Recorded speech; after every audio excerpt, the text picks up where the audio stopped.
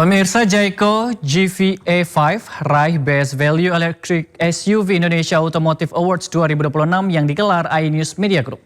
Mobil tipe SUV EV yang menghadirkan fitur keselamatan dan hiburan untuk penunjang pengalaman berkendara.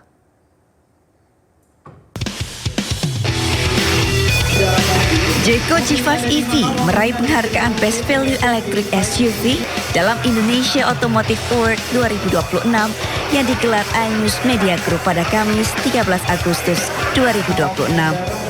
Penghargaan tersebut menjadi apresiasi atas kehadiran Jayco G5 EV sebagai SUV listrik yang menawarkan efisiensi, feature, dan teknologi untuk kebutuhan mobilitas masyarakat Indonesia. Terima kasih atas apresiasi yang diberikan kepada kami. Jayco G5 EV ini mendapat apresiasi sangat tinggi. Ini amanah yang tinggi buat kami. Bukan hanya sebagai penghargaan, tapi amanah untuk bagi kami untuk terus memberikan inovasi kepada konsumen Indonesia. Karena G5 EV ini hadir dari kebutuhan masyarakat. Kita hadir untuk memberikan solusi berkendara mobilitas di era modern saat ini. Bagi Jayco, penghargaan ini menjadi motivasi untuk terus menghadirkan inovasi dan teknologi otomotif yang berorientasi pada kebutuhan konsumen.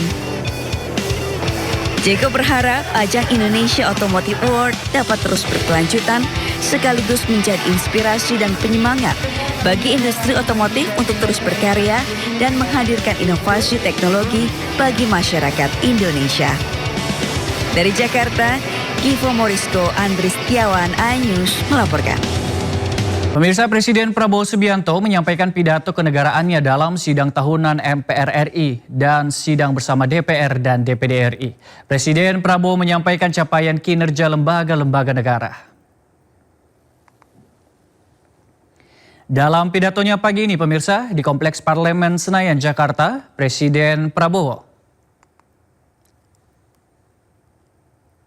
sebuah puisi TNI, Kapolri, Jaksa Agung, mati para ketua umum Majelis terhormat di hadapan seluruh rakyat Indonesia dan yang paling penting di hadapan Tuhan yang Maha Kuasa.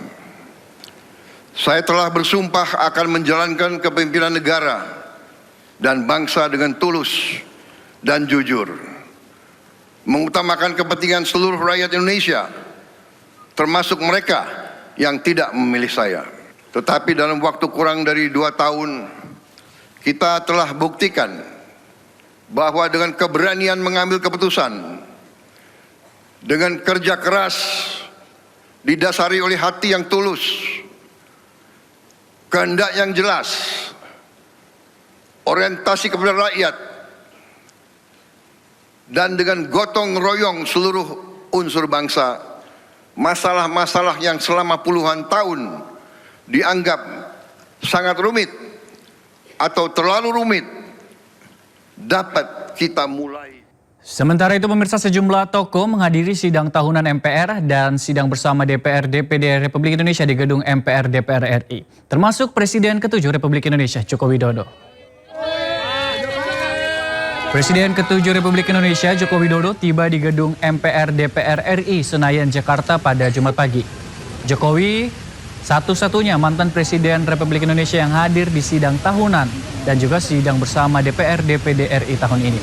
Selain Jokowi, Wakil Presiden ke-11 Budiono, Wapres ke-10 dan ke-12 Yusuf Kala, serta Wapres ke-13 Ma'ruf Amin juga hadir untuk ikut menyimak langsung pidato kenegaraan Presiden Prabowo Subianto.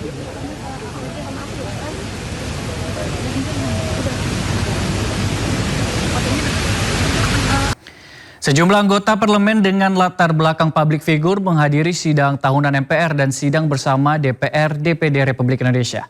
Mereka tampak hadir memenuhi selasar Gedung Nusantara. Terlihat Ahmad Dhani dan Mulan Jamila, musisi sekaligus anggota DPR RI, hadir bersama.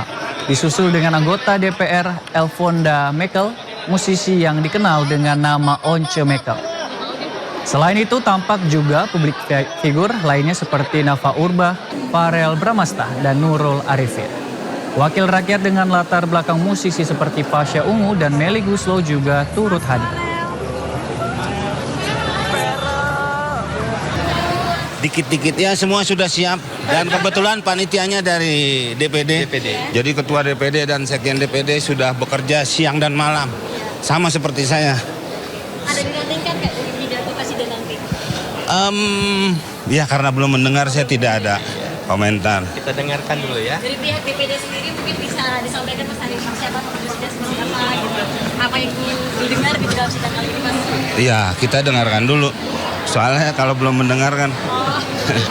Dalam sidang tahunan MPR RI dan sidang bersama DPR DPD RI, Ketua MPR Ahmad Muzani menekankan posisi non-blok Indonesia dan keterlibatan Indonesia dalam menciptakan perdamaian dunia. Ketua MPR juga menggaungkan dukungan Indonesia untuk kemerdekaan Palestina. Indonesia berkewajiban ikut melaksanakan ketertiban dunia yang berdasarkan kemerdekaan, perdamaian abadi, dan keadilan sosial. Karena itu, politik luar negeri bebas aktif berarti bebas menentukan pendirian berdasarkan kepentingan nasional, tidak berpihak kepada salah satu blok manapun. Indonesia harus tetap konsisten menolak perang sebagai cara menyelesaikan perselisihan antar negara. Dalam bahasa yang sederhana, sering disampaikan oleh Presiden Prabowo, 1000 kawan terlalu sedikit, 1 musuh terlalu banyak.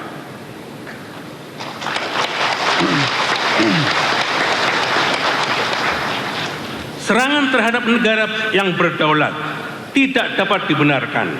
Kedaulatan wilayah dan kemerdekaan politik setiap warga wajib dihormati.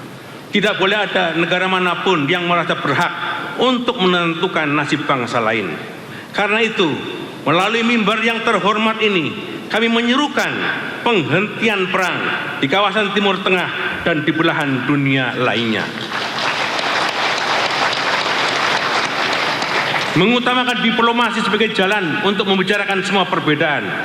Kita tidak boleh kehilangan kata-kata dan kesabaran untuk mencari jalan perdamaian melalui meja perundingan. Perdamaian adalah keberanian untuk menahan diri, kesediaan mendengar, dan kemampuan menempatkan kehidupan manusia di atas ambisi kekuasaan. Dunia tidak membutuhkan perang, dunia membutuhkan keberanian untuk berdamai. Sidang majelis, saudara-saudara sebangsa dan setanah air. Perang juga telah membawa korban bagi pemimpin Iran. Karena itu, dalam forum yang mulia ini, kami menyampaikan bela sungkawa yang mendalam atas wafatnya Rahbar, pemimpin tertinggi Republik Islam Iran, Ayatullah Ali Khamenei.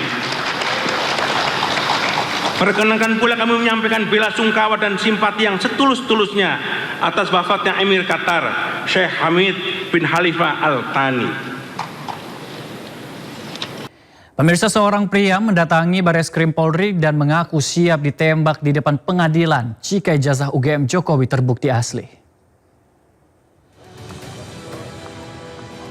Pria mengaku bernama Saji sebagai anggota Forum Purnawirawan Pejuang Indonesia atau FPPI ini mendatangi Bareskrim Polri untuk menuntut Jokowi diadili terkait kasus ijazah.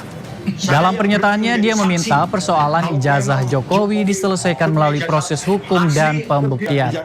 Dia pun menyatakan keyakinannya bahwa ijazah Jokowi palsu.